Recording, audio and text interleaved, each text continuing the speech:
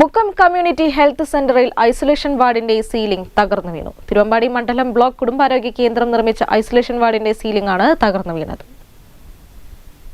കഴിഞ്ഞ ഫെബ്രുവരി 16-ന് മുഖ്യമന്ത്രി പിണറായി വിജയൻ ഓൺലൈൻ വഴി ഉദ്ഘാടനം ചെയ്ത കെട്ടിടത്തിന്റെ സീലിംഗ് ആണ് തകർന്നു വീണത്.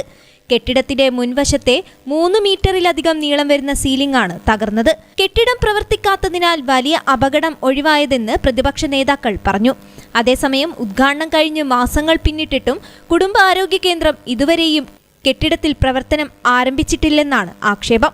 കേരള സർക്കാരിന്റെ കിഫ്ബി പദ്ധതിയിൽ ഉൾപ്പെടുത്തി 1,75 ലക്ഷം രൂപ ചിലവഴിച്ചാണ് മുക്കം കമ്മ്യൂണിറ്റി ഹെൽത്ത് സെന്ററിനോട് ചേർന്ന് ഐസൊലേഷൻ വാർഡിനായി കെട്ടിടം നിർമ്മിച്ചത്. 10 പേർക്ക് ഐസൊലേഷനിൽ കഴിയാൻ പറ്റുന്ന രീതിയിൽ അത്യാധുനിക സംവിധാനങ്ങളോടുകൂടിയാണ് വാർഡ് തയ്യാറാക്കിയത്. തൃശൂർ ആസ്ഥാനമായി പ്രവർത്തിക്കുന്ന ഡിസ്ട്രിക്ട് ലേബർ കോൺട്രാക്ട് സൊസൈറ്റിയാണ് കെട്ടിടത്തിന്റെ നിർമ്മാണ കരാർ ഏറ്റെടുത്തത്.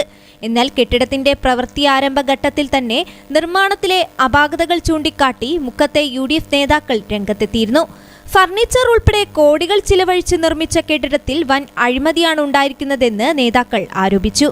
ഈ സമയത്ത് ഉള്ളിൽ കയറി നോക്കിയാൽ അറിയാം, ഒരു പ്രവർത്തനവും പെർഫെക്റ്റ് അല്ല. ഒരു വൈറ്റ് വാഷ് ചെയ്തത് പോലും കൃത്യമായി ചെയ്തിട്ടില്ല.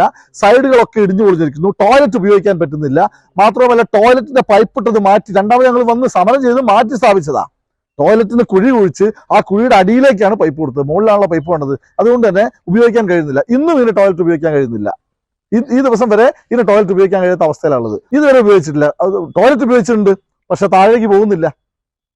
ഇങ്ങനെ അഴിമതി മാത്രം നടത്തിക്കൊണ്ടാണ് ഇത് ഉണ്ടായിട്ടുള്ളത്. ഇതിവിടെ മാത്രമല്ല, ഇത് സംസ്ഥാന തലത്തിൽ ഏതാണ്ട് 99 എണ്ണത്തോളം ഉണ്ടാക്കിയിട്ടുണ്ട്.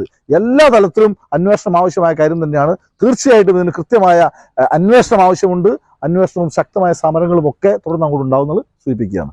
പകർച്ചവ്യാധി രോഗങ്ങളില്ലാത്ത സമയത്ത് ഇവിടെ കിടത്തി ചികിത്സാ സൗകര്യം ഒരുക്കാനുള്ള നഗരസഭയുടെ പ്രഖ്യാപനവും നടപ്പായില്ലെന്നാണ് ആരോപണം. അതേസമയം നിർമ്മാണം പൂർത്തീകരിച്ച കെട്ടിടത്തിന്റെ ദുരവസ്ഥയിൽ പ്രതിഷേധിച്ച് UDF മുക്കം മണ്ഡലം കമ്മിറ്റിയുടെ നേതൃത്വത്തിൽ കുടുംബാരോഗ്യ കേന്ദ്രത്തിലേക്ക് പ്രതിഷേധ മാർച്ച് സംഘടിപ്പിക്കുമെന്ന് നേതാക്കൾ വ്യക്തമാക്കി. സംസ്ഥാനത്ത് മറ്റ് സ്ഥലങ്ങളിലും നിർമ്മിച്ച കുടുംബാരോഗ്യ കേന്ദ്രത്തിന്റെ കെട്ടിടങ്ങൾ ബലപരിശോധനയ്ക്ക് വിധേയമാക്കണമെന്നും നേതാക്കൾ ആവശ്യപ്പെട്ടു.